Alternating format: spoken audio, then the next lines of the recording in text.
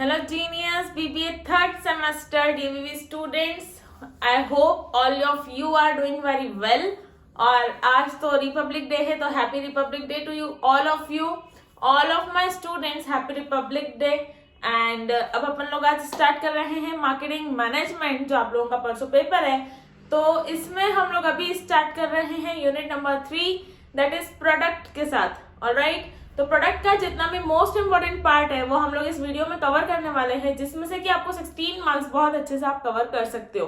तो पहले हम लोग स्टार्ट करेंगे प्रोडक्ट के साथ। प्रोडक्ट का हम लोग पूरा का पूरा इंट्रोडक्शन देख लेंगे, उसका डेफिनेशन देख लेंगे, उसके कुछ कैरेक्टरिस्टिक्स ऑब्जेक्टिव्स देख के हम लोग प्रोडक्ट पोजीशनिंग और प्रोडक्ट का जो मेन पार्ट है, मोस्ट इंपॉर्टेंट पार्ट जो एग्जाम पॉइंट ऑफ व्यू में आने वाला है, तो वहां पर हम लोग पहुंच जाएंगे। ठीक है, तो जल्दी से स्टार्ट करते हैं यूनिट नंबर 3 प्रोडक्ट के साथ। ओके, तो जल्दी से स्टार्ट करते हैं अपने यूनिट के साथ। तो देखो गाइस, सबसे पहले ना आप लोग है ना प्रोडक्ट को बहुत अच्छे से समझ लो कि होता क्या है। तो प्रोडक्ट एक बेसिक सा एलिमेंट होता है हर बिजनेस एंटरप्राइज के लिए, जिसमें कि हम लोगों को एक ऐसी चीज होना, एक ऐसा सेटिस्फेक्शन होना जो कस्टमर की डिमांड का है। ठीक है, जो कस्टमर को सही में भी चाहिए, जिसकी वजह से वो हमको कुछ प्राइस पे करेगा, जिसकी उसके लिए कोई वैल्यू है, और वो जो प्रोडक्ट है वो उस कस्टमर को सेटिस्फेक्शन का एक लेवल देगा। ऑलराइट, तो कस्टमर एक टेंजिबल सर्विस हो सकती है, टेंजिबल गुड हो सकता है, जिसको हम लोग फिजिकल फॉर्म में देख सकते हैं, या फिर इंटेंजिबल भी हो सकता है, या फिर कोई सर्विस, कोई एक्सपीरियंस, किसी भी चीज को हम लोग एक प्रोडक्ट में कंसीडर कर सकते हैं। ऑलराइट, तो इसमें आता है प्रोडक्ट क्या है?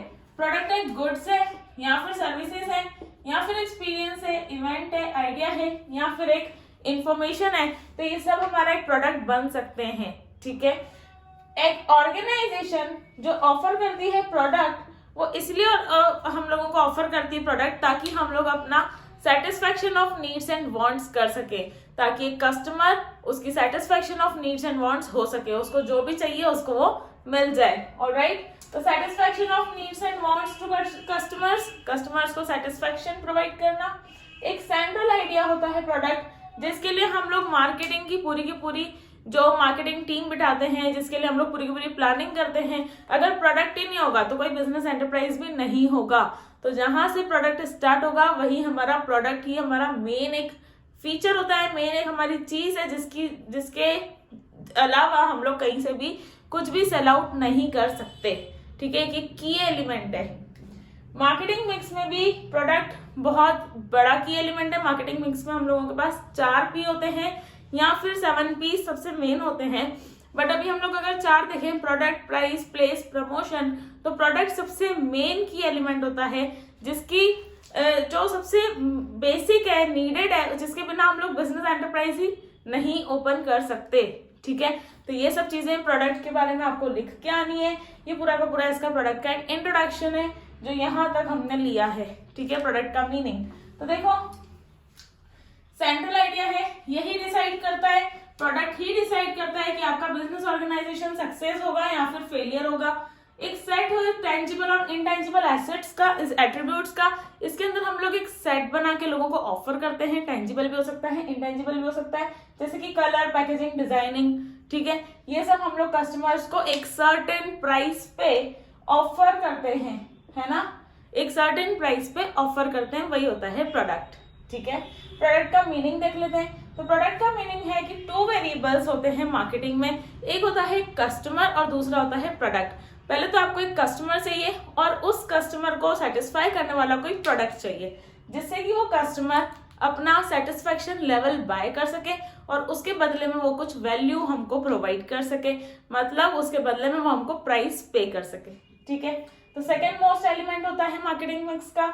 अल्टीमेट ऑब्जेक्टिव जो होता है बिजनेस एंटरप्राइज का, वो यही होता है टू सेल द प्रोडक्ट। किसी भी बिजनेस एंटरप्राइज का अल्टीमेट ऑब्जेक्टिव यही होता है to sell the product at a reasonable price. ठीक है, प्रोडक्ट तो सेल करना ही है, बट वो रीजनेबल प्राइस पर सेल करना है, यही एक बिजनेस एंटरप्राइज का मेन ऑब्जेक्टिव होता है। ठीक है, तो प्रोडक्ट के बारे में भी समझ लेते हैं। सारे ही मार्केटिंग एफर्ट्स जो लोग करते हैं वो इसलिए ही करते हैं कि हमारा प्रोडक्ट बिके। एक प्रोडक्ट के लिए ही हम लोग सारे के सारे मार्केटिंग एफर्ट्स पुश करते हैं। Alright, begins with product and and with product. सारे मार्केटिंग एफर्ट्स जितने भी हम लोग परफॉर्म करते हैं डेली लाइफ में, तो वो हम लोग प्रोडक्ट से स्टार्ट करके प्रोडक्ट पे ही एंड करते हैं कि आज प्रोडक्ट क्या है, प्रोडक्ट कब सेल होगा, प्रोडक्ट में और कौन कौन सी क्वालिटी लानी चाहिए, ठीक है, यही सब चीजें। प्रोडक्ट क्या होता है? प्रोडक्ट एक बंडल ऑफ यूटिलिटीज होता है। ये प्रोडक्ट की डेफिनेशन अच्छे से लिख कर आना आप लोग, ठीक है। प्रोडक्ट एक बंडल ऑफ यूटिलिटीज होता है जिसके अंदर हम लोग बहुत सारे फीचर्स प्रोवाइड करते हैं और उसी के साथ में हम लोग लोगों को सर्विसेज भी देते हैं, ठीक है। When seller is selling a product, अगर वो सेल कर रहा है तो वो कस्टमर को क्या प्रोवाइड कर रहा है? कस्टमर को प्रोवाइड कर रहा है फिजिकल एंड साइकोलॉजिकल सेटिस्फेक्शन। कोई भी सेलर जब एक प्रोडक्ट को सेल करता है तो वो कस्टमर को सेटिस्फेक्शन कौन कौन से साइकोलॉजिकल और फिजिकल सेटिस्फेक्शन प्रोवाइड करते हैं, ठीक है। जब रॉ मटेरियल ट्रांसफॉर्म किया जाता है, असेंबल किया जाता है एक आइडेंटिफाइबल फॉर्म में, यार देखो आज है ना कच्ची कॉटन है आपके पास, आप लोगों को अगर मैं कच्ची सी कॉटन दे दूं आप लोग उसका कुछ यूज नहीं करोगे, ठीक है। एग्जांपल के लिए मैं आपको एक थ्रेड दे दूं, आप उसका कोई यूज नहीं करोगे, स्टिचिंग करोगे उससे बस।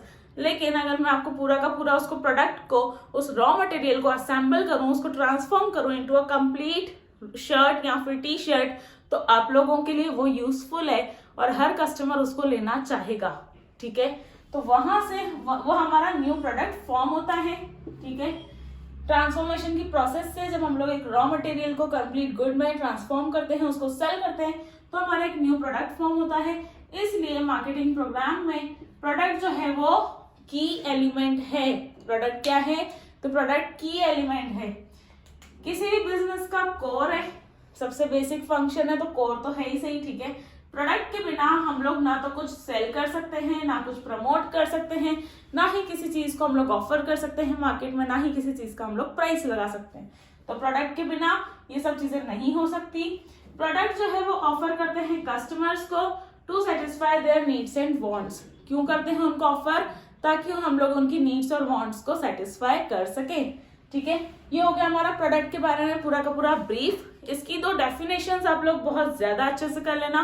फिलिप कॉटलर की जो डेफिनेशन है प्रोडक्ट की, ये मैं आप लोगों को अभी इस वाले के बाद मैं आपको वो नोट करवा दूंगी। डेफिनेशन मैंने यहाँ पर लिखी नहीं है, बट अभी हम लोग इसके स्टार्ट करते हैं कैरेक्टरिस्टिक्स के साथ, ठीक है। तो आप लोगों को अब एग्जाम में करना क्या है, प्रोडक्ट का एक क्वेश्चन आएगा। प्रोडक्ट के क्वेश्चन में आपको सबसे पहले एक इंट्रोडक्शन लिखना है, उसका मीनिंग लिखना है, फिर उसकी डेफिनेशन लिखनी है।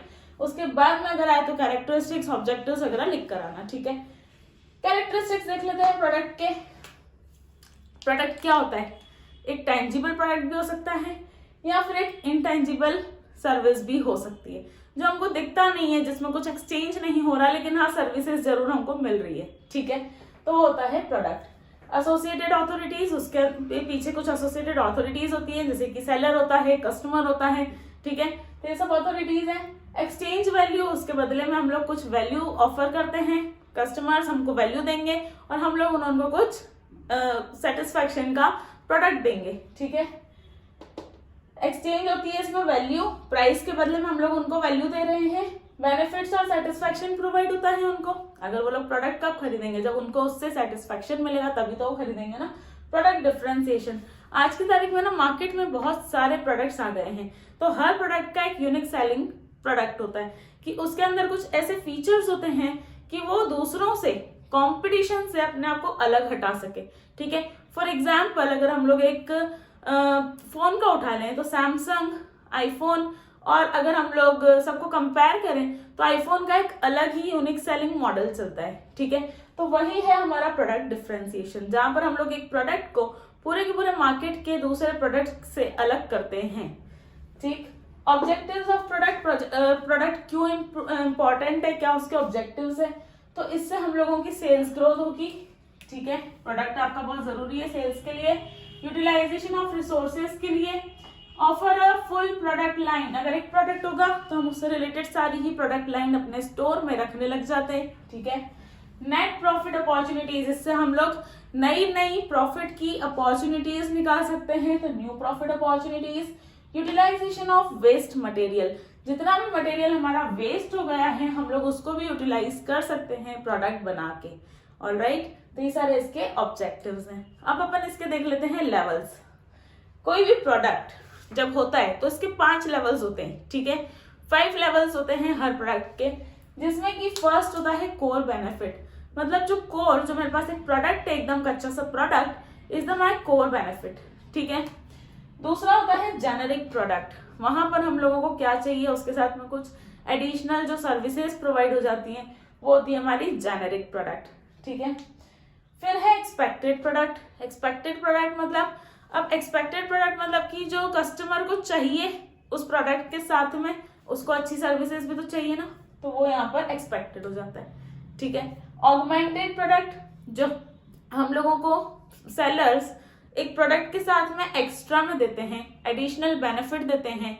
लाइक अगर मैं इसका आपको एग्जांपल के साथ समझाती हूँ बहुत अच्छे से, और एक होता है पोटेंशियल प्रोडक्ट। तो ये पांचों ना इसके स्टेजेस, लेवल्स होते हैं, जिसको आप लोग एक सर्कल बना के भी रिप्रेजेंट कर सकते हो। आई होप आपको ये सर्कल दिख जाए।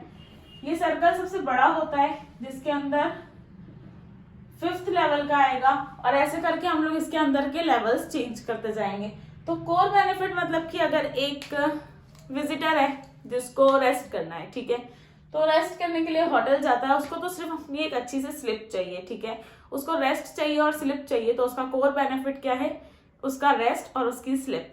ठीक है, उसकी नींद। जेनेरिक प्रोडक्ट में आता है कि जब वो एक होटल में जाता है तो होटल वाला उसको क्या प्रोवाइड कर रहा है, उसको एक पूरा का पूरा होटल प्रोवाइड कर रहा है, उसके अंदर वो एक पूरी की पूरी बिल्डिंग प्रोवाइड कर रहा है। ठीक है, उस बिल्डिंग के अंदर वो उसको एक बेड प्रोवाइड कर रहा है, और उस बिल्डिंग में उसके पास बहुत सारे रूम्स है जो वो उसको प्रोवाइड कर रहा है। ठीक है, तो कोर बेनिफिट क्या है किसी भी कस्टमर का होटल जाने का, कि मुझे तो एक रेस्ट चाहिए और एक स्लिप चाहिए। ठीक है, नींद चाहिए।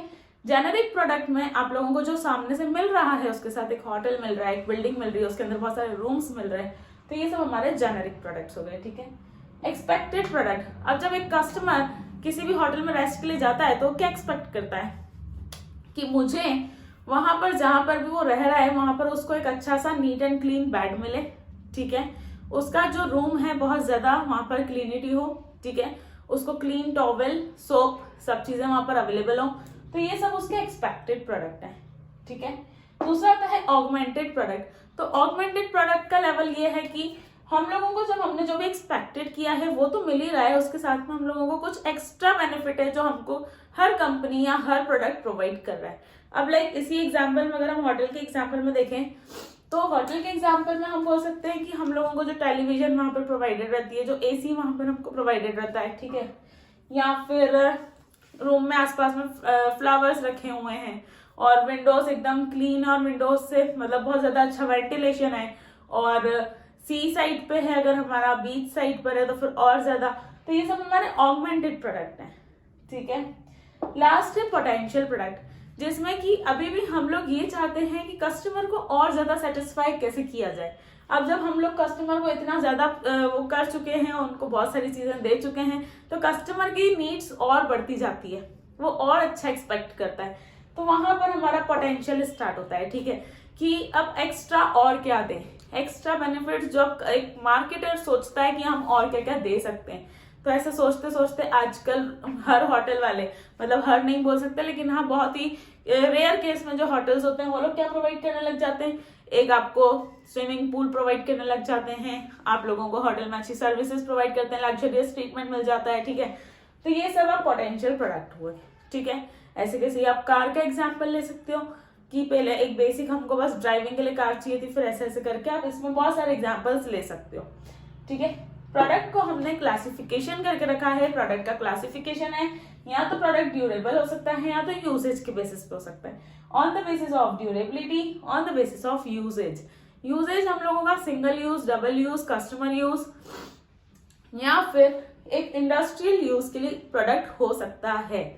ठीक है, ड्यूरेबिलिटी मतलब कि कोई ऐसे गुड्स जो बहुत ज्यादा टाइम तक चल जाएंगे तो ड्यूरेबल गुड्स, या अगर कोई ऐसे गुड्स जो नहीं चल पाएंगे तो वो नॉन ड्यूरेबल गुड्स। कंज्यूमर या फिर इंडस्ट्रियल, दोनों यूज है। कंज्यूमर अगर यूज कर रहा है या अगर इंडस्ट्री उसको यूज कर रही है। अगर कंज्यूमर यूज करता है तो होता है कंज्यूमर शॉपिंग स्पेशलिटी गुड्स। ठीक है, या अगर उसको कोई इंडस्ट्री यूज करती है तो वो होता है प्रोडक्शन गुड्स, सप्लायर्स गुड्स, या फिर सपोर्ट की कोई सर्विसेज।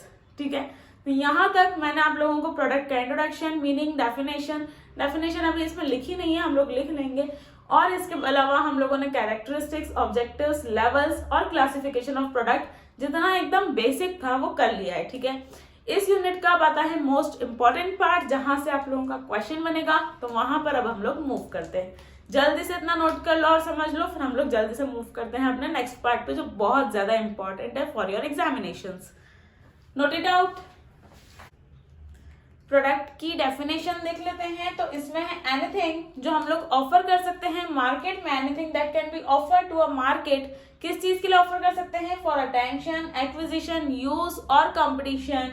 जब कंजम्पशन इंक्लूड्स फिजिकल ऑब्जेक्ट्स, इसके अंदर क्या क्या होता है? तो फिजिकल ऑब्जेक्ट्स होते हैं, सर्विसेज होती हैं, प्लेसेस होती हैं, पर्सनैलिटी होती है, या फिर कोई ऑर्गेनाइजेशन होती है। ऑलराइट, ये डेफिनेशन है प्रोडक्ट की जो दी है फिलिप कॉटलर ने। ऑलराइट, अब हम लोग स्टार्ट करते हैं। प्रोडक्ट के देखो दो मेन कॉन्सेप्ट्स होते हैं, जिसमें एक होता है नैरो कॉन्सेप्ट और एक होता है वाइड कॉन्सेप्ट। तो नैरो कॉन्सेप्ट एक ऐसा कॉन्सेप्ट है जिसमें हम लोग सिर्फ प्रोडक्ट के बारे में बात करते हैं, और एक वाइड कॉन्सेप्ट एक ऐसा कॉन्सेप्ट होता है जो हम लोग प्रोडक्ट के आसपास की चीजों को भी देखते हैं कि मार्केट क्या रहेगा, कस्टमर्स क्या रहेंगे, तो वो सब हमारा वाइडर कॉन्सेप्ट ऑफ प्रोडक्ट रहता है। ठीक है, प्रोडक्ट को अब हमें प्लान करना है। प्रोडक्ट प्लानिंग एक इंपॉर्टेंट क्वेश्चन है। ठीक है, तो इसको मोस्ट इंपॉर्टेंट मार्क करके इसको बहुत अच्छे से समझ लें। ठीक है, मोस्ट इंपॉर्टेंट है। तो प्रोडक्ट प्लानिंग क्या होता है? प्रोडक्ट प्लानिंग मतलब इसके अंदर दो टर्म्स आती है हमारे पास, एक होता है प्रोडक्ट और दूसरा होता है प्लानिंग। प्रोडक्ट मतलब ये होता है कि जब हमारे पास सारे के सारे गुड्स और सर्विसेज हैं, कोई ऐसा टेंजिबल या इनटेंजिबल हमारे पास फैसिलिटी है जिससे कि हम लोग कस्टमर्स की वांट को सेटिस्फाई कर सकते हैं, इज द प्रोडक्ट। और जब हम लोग उसके लिए प्लान करते हैं, उसके लिए हम लोग फोरकास्ट करते हैं, प्रिडिक्ट करते हैं फ्यूचर को, looking in future is the forecasting, तो प्लानिंग। ठीक है, हर चीज को हमको सिस्टमैटिक डिसीजन लेना पड़ता है, हर चीज को हमको अच्छे से प्लान करना रहता है। तो प्रोडक्ट प्लानिंग एक सिस्टमैटिक डिसीजन होता है जिससे कि हम लोग फर्म के प्रोडक्ट को सिलेक्ट कर सकते हैं, डेवलप कर सकते हैं, उसकी पैकेजिंग कैसी होगी, उसकी ब्रांडिंग कैसी होगी, और लेबलिंग, प्रोडक्ट मिक्स के बारे में हम लोग उसमें डिसीजंस ले लेते हैं। ठीक है, प्रोडक्ट प्लानिंग एक केयरफुल डिसीजन होता है जिससे कि हम लोग कंपनी के रिसोर्सेज के बारे में अच्छे से प्लान करके चलते हैं। इससे हम लोग प्रोडक्ट फेल ना हो उसके सारे मेजर्स जो भी हमको लेने हैं वो हम लोग पहले से ही देखते हुए चलते हैं। ठीक है, reduces risk of product failure. Risk इसमें से हम लोग इससे रिस्क को कम कर देते हैं कि हमारा प्रोडक्ट फेल ना हो आगे चल के। सेफ्टी फ्रॉम अनप्रॉफिटेबल प्रोडक्ट्स, अगर कोई ऐसा प्रोडक्ट है जिसका हमको कोई प्रॉफिट ही नहीं मिलेगा तो हम लोग ऐसे प्रोडक्ट्स को नहीं लेते, सिलेक्ट नहीं करते हैं। डिसाइडिंग इन एडवांस, हम लोग ये डिसाइड कर लेते हैं कि what type of product is to be produced, किस टाइप का प्रोडक्ट बनेगा, और हम लोग किसके लिए वो प्रोडक्ट को बनाएंगे, for whom to be produced. ठीक है, इसके अंदर क्या क्या चीजें आती है? तो इसके अंदर आती है कंप्लीट मार्केट रिसर्च, मार्केट के बारे में कंप्लीट रिसर्च कर लेनी चाहिए, और हम लोगों को एग्जिस्टिंग प्रोडक्ट जो वैसे के वैसे ही अभी ऑलरेडी मार्केट में है उसके बारे में हमको रिसर्च कर लेनी चाहिए। ऑलराइट, अब आता है इसके अंदर तीन कंसिडरेशन हमको पढ़नी है। तीन कंसिडरेशन में इसमें है development and introduction of new product, new product का डेवलपमेंट और उसका इंट्रोडक्शन जब हम लोग नए प्रोडक्ट को लेकर आते हैं, या फिर दूसरा है modification of existing product as per the requirement of customers. अभी जो हमारा एग्जिस्टिंग प्रोडक्ट है उसके अंदर भी अगर मुझे कोई भी चेंजेस लाने हैं इस पर the need of the customers, उनकी टेक्नोलॉजिकल चेंज की वजह से या कंज्यूमर प्रेफरेंसेस की वजह से जो भी मेरे प्रोडक्ट में मेरे कस्टमर्स को नीडेड है, मॉडिफिकेशन की नीड है, वो सब हम लोग प्लान करते हैं। या फिर हम लोग प्रोडक्ट प्लानिंग में ये करते हैं कि हमारा अगर कोई ऐसा प्रोडक्ट है जिससे हमको कोई प्रॉफिट नहीं हो रहा तो उसको हम लोग खत्म कर दें, उसको हम लोग एलिमिनेट कर दें, तो एलिमिनेशन ऑफ अनप्रॉफिटेबल प्रोडक्ट। ठीक है, ये तीनों कंसिडरेशंस है प्रोडक्ट प्लानिंग की जो बहुत बेसिक सी कंसिडरेशंस है, करनी जरूरी होती है। ठीक है, कैरेक्टरिस्टिक्स क्या है प्रोडक्ट प्लानिंग के? तो प्रोडक्ट प्लानिंग की कैरेक्टरिस्टिक्स हैं कि हम लोगों को प्रोडक्ट के बारे में इन्वेस्टिगेशन करनी चाहिए, उसको मॉडिफाई करना चाहिए। अगर कोई ऐसा प्रोडक्ट है जो अब ऑब्सोलीट हो चुका है तो उसको बंद कर देना चाहिए क्योंकि उससे अब कोई प्रॉफिट नहीं आ रहा। पॉसिबिलिटीज ऑफ प्रोडक्शन, हम लोग प्रोडक्शन कर पा रहे हैं कि नहीं कर पा रहे, उसकी पॉसिबिलिटीज को चेक करते रहना। और अदर कैरेक्टरिस्टिक्स होते हैं जैसे कि प्रोडक्ट एक बेसिक एलिमेंट होता है, प्रोडक्ट एक इम्पॉर्टेंट की फंक्शन होता है जिसकी वजह से ही हमारा बिजनेस एंटरप्राइज खड़ा है, और अगर वो प्रोडक्ट नहीं होगा तो हम लोग ऑर्गेनाइजेशन नहीं कैरी ऑन कर सकते। एक यही हमारा एलिमेंट है जिसको सेल करके हम लोग रिटर्न में कुछ प्राइस लेते हैं, प्राइस चार्ज करते हैं, जिसकी हम लोग मार्केटिंग करते हैं, जो मार्केट में ऑफर होता है। तो ये सारे प्रोडक्ट प्लानिंग के कुछ कैरेक्टरिस्टिक्स हैं जो आप लोग लिख कर आ सकते हो। बहुत कुछ लिख सकते हो तुम लोग प्रोडक्ट में, अच्छे से लिख के आना, भर भर के लिख के आना। ठीक है, इसके ऑब्जेक्टिव्स क्या होते हैं, प्रोडक्ट प्लानिंग करने के पीछे हमारा पर्पस क्या होता है? तो हमारा पर्पस ये होता है कि हम लोग कंज्यूमर की नीड को मीट कर सके, हम लोग देख सकें कि उनकी नीड क्या है। ठीक है, टू इंक्रीज सेल्स इंक्रीज कर सके, गारंटी फर्म की सर्वाइवल गारंटी हो सके, और to ensure best utilization of resources, हम लोग रिसोर्सेज का बेस्ट यूटिलाइज कर सकें, इसलिए हम लोग प्रोडक्ट के बारे में पहले से ही सब कुछ प्लान कर लेते हैं। To know the strengths and weaknesses, हम लोगों को ये पता चल जाए कि हमारा प्रोडक्ट किस चीज में अच्छा है और किस चीज में वीक है। इन सब चीजों के लिए हम लोग प्रोडक्ट को करते हैं, ऑलरेडी प्रोडक्ट प्लानिंग करते हैं। प्रोडक्ट प्लानिंग करने से हमारे को क्या इंपॉर्टेंस है, क्या सिग्निफिकेंस है, तो इससे हम लोगों की प्रॉफिटेबिलिटी बनेगी, ठीक है। Ensures profitability, safeguards customer satisfaction, customer को जो भी सेटिस्फैक्शन चाहिए वो हम लोग इससे उनको दे सकते हैं। कॉम्पिटिटिव वेपन है, इससे हम लोग कॉम्पिटिशन करवा सकते हैं, ठीक है। प्रोडक्ट इनोवेशन, जब हम लोग प्लानिंग करेंगे तो उससे हम लोग कोई ना कोई नया प्रोडक्ट इनोवेट भी तो करेंगे, ठीक है। प्रोडक्ट डिफरेंशिएशन, हम लोग अपने प्रोडक्ट में कोई नया फीचर डाल के अपने प्रोडक्ट को दूसरे मार्केट के प्रोडक्ट से डिफरेंट कर सकते हैं। और प्रोडक्ट इसलिए इंपॉर्टेंट है ताकि हम लोग उससे मैनेजरियल एबिलिटी को इंक्रीज कर सकें, ठीक है। तो ये सारे कुछ इंपॉर्टेंस है हमारे प्रोडक्ट की प्लानिंग के। अब हम आते हैं एलिमेंट्स पे। तो प्रोडक्ट प्लानिंग के एलिमेंट्स क्या है, वही सारे इसके एलिमेंट्स हैं जो इसके ऑब्जेक्टिव्स थे, जो इसके कैरेक्टरिस्टिक्स थे, जो इसके इंपॉर्टेंस थे। मिला जुला के आपको बस पॉइंट्स मिक्स करके लिखना है, ठीक है। रिसर्च बिफोर प्रोडक्शन, हम लोग पहले से ही रिसर्च कर लेते हैं। प्रोडक्शन की एक मेथड होती है जिसमें हम लोग सब कुछ डिफाइन रखते हैं। मॉडिफिकेशन ऑफ एग्जिस्टिंग लाइंस, अभी अगर हमारे को कोई भी चेंजेस करने हैं तो हम लोग मॉडिफिकेशन कर सकते हैं, ठीक है। एलिमिनेशन ऑफ अनप्रॉफिटेबल प्रोडक्ट्स, जो ऐसे प्रोडक्ट्स हैं जो जिसमें से अब कोई प्रॉफिट नहीं हो रहा उसको हम लोग एलिमिनेट कर दें। इंप्रूवमेंट इन प्रोडक्ट लेकर आए, या फिर हम लोग प्राइस डिटर्मिनेशन कर सकें, कमर्शियलाइजेशन ऑफ प्रोडक्ट कर सकें, प्रोडक्ट का हम लोग कोऑर्डिनेशन कर सकें। अलग अलग हमारे पास जो ऑर्गेनाइजेशन में जो हमारे पास अलग अलग प्रोडक्ट लाइंस होती है उनके बीच में हम लोग कोऑर्डिनेशन कर सकें, या फिर मैनेजिंग प्रोडक्ट लाइफ साइकिल, हम लोग पहले से डिसाइड कर सकें कि हम लोग इन फ्यूचर अपनी प्रोडक्ट लाइफ साइकिल को कैसे मैनेज करने वाले हैं। ऑलराइट, तो ये सारा हमारा प्रोडक्ट प्लानिंग के बारे में था। तो अब हम लोग मूव करते हैं प्रोडक्ट पोजीशनिंग पे। पहले इतना जल्दी से आप लोग नोट कर लो, प्रोडक्ट प्लानिंग एक इंपॉर्टेंट पॉइंट है from exam point of view. अब हम लोग मूव करेंगे प्रोडक्ट पोजीशनिंग पे, जो अगेन एक इंपॉर्टेंट पॉइंट है। जल्दी से इतना नोट कर लीजिए। प्रोडक्ट की पॉलिसीज के बारे में बात करते हैं। प्रोडक्ट की पॉलिसीज ये डिसाइड करना कि किसके लिए हम लोगों ने अपना प्रोडक्ट बनाया है और कौन कौन सी पॉलिसीज हैं जिसको हमको फॉलो करना रहता है प्रोडक्ट में। तो देख लेते हैं। To decide best realistic product policy, हमेशा ही बेस्ट और रियलिस्टिक प्रोडक्ट पॉलिसी हमको डिसाइड करनी चाहिए। और अगर हमारे पास कुछ प्रोडक्ट की पॉलिसीज होंगी तो वो हमको गाइडलाइंस भी प्रोवाइड कर देंगे कि हमारा प्रोडक्ट कैसा होना चाहिए, ठीक है। हमारे नीचे के जितने भी एम्प्लॉइज हैं, जो मैन्युफैक्चरर्स हैं, जो वो लोग लेबर्स हैं, उनको पता होगा कि हमें ये गाइडलाइंस है जो फॉलो करनी है, ठीक है। ये फॉर्मुलेट कौन करती है गाइडलाइंस, ये पॉलिसीज को फॉर्मुलेट करता है top management of a business enterprise, ठीक है। इसके अंदर कुछ अलग अलग एस्पेक्ट्स होते हैं। Product line policy, product line कौन सी होनी चाहिए। प्रोडक्ट डिजाइन पॉलिसी, की प्रोडक्ट का डिजाइन कैसा होना चाहिए, ठीक है। प्रोडक्ट में क्या क्वालिटी हमको चाहिए और क्या सर्विस हम लोग उस प्रोडक्ट के लिए कस्टमर्स को देते हैं, वो सब हमको पहले से डिसाइड करके रखना चाहिए।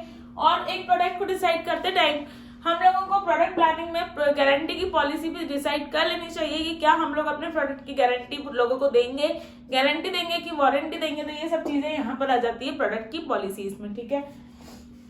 अब आता है एक बहुत ज्यादा इंपॉर्टेंट टर्म जो है प्रोडक्ट पोजीशनिंग। प्रोडक्ट को हमको पोजीशन करना है।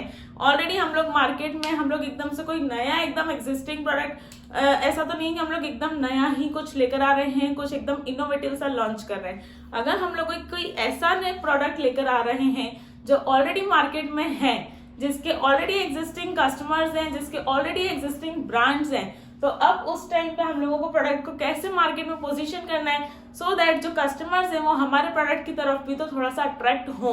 तो उसमें हमने ले लिया कि अरेंजिंग द प्रोडक्ट और सर्विस। जब हम लोगों को प्रोडक्ट को अरेंज करना है, उस सर्विस को हमको अरेंज करना है, तो यही होता है प्रोडक्ट को पोजीशन करना, ठीक है। To occupy a clear, distinctive and desirable place in the minds of target customers relative to any competitive product. हम लोगों को अपने टारगेट कस्टमर्स को ये बताना है कि कौन सा प्रोडक्ट हम लोगों को उनको देना है, ठीक है।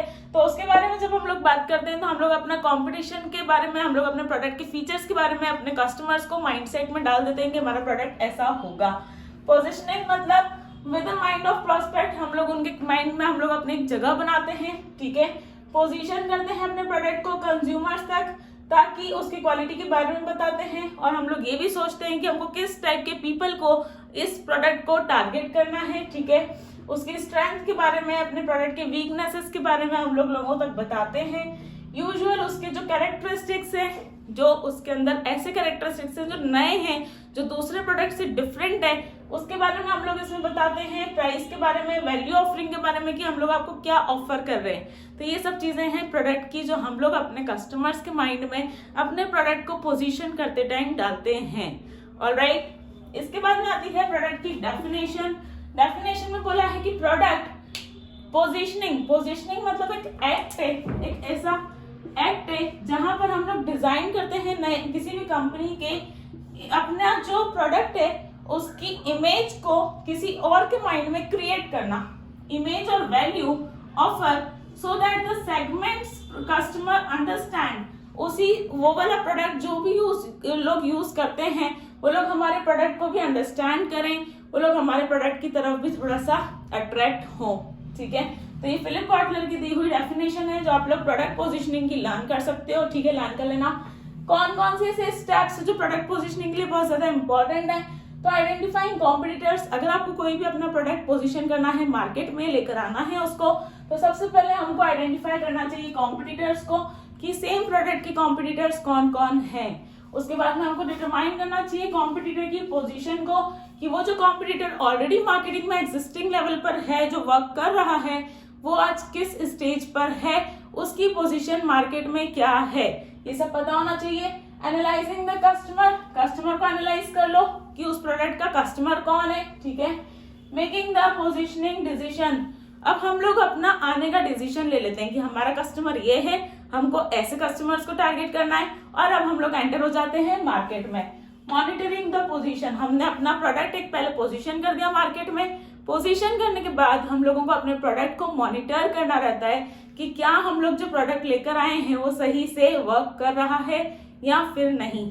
ठीक है, तो यहाँ तक हम लोगों ने प्रोडक्ट पोजीशनिंग के बारे में बात कर लिया। आता है मेथड्स और स्ट्रेटेजीज जिससे कि हम लोग पोजीशनिंग कर सकते हैं। तो कौन कौन सी मेथड्स है जिससे कि हम लोग मार्केट में आ सकते हैं। तो positioning, product attributes and benefits बता के, प्रोडक्ट के कुछ फीचर्स बता के, प्रोडक्ट के कुछ बेनिफिट्स बता के हम लोग मार्केट में अपना प्रोडक्ट लॉन्च कर सकते हैं, या फिर उसकी प्राइस और क्वालिटी के बारे में बता के, या फिर ये बता के कि उसको कैसे यूज किया जाएगा, उसको कैसे अप्लाई किया जाएगा। ठीक है, ये सब बता के हम लोग अपने प्रोडक्ट को ला सकते हैं। प्रोडक्ट क्लास के बारे में बता के, लाइक हमारा जो प्रोडक्ट है वो किस प्रोडक्ट क्लास का है। लाइक एयरलाइंस भी है हमारे पास, बसेस भी है हमारे पास, और हमारे पास में रोडवे, रेलवे सब है। लेकिन आपको अगर एयरलाइंस पे जाना है तो फिर आप लोग, हमारा प्रोडक्ट एयर से रिलेटेड है। ठीक है, प्रोडक्ट यूजर, हमारा यूजर कौन होने वाला है उसके अकॉर्डिंग हम लोग अपनी प्रोडक्ट की पोजीशनिंग करते हैं।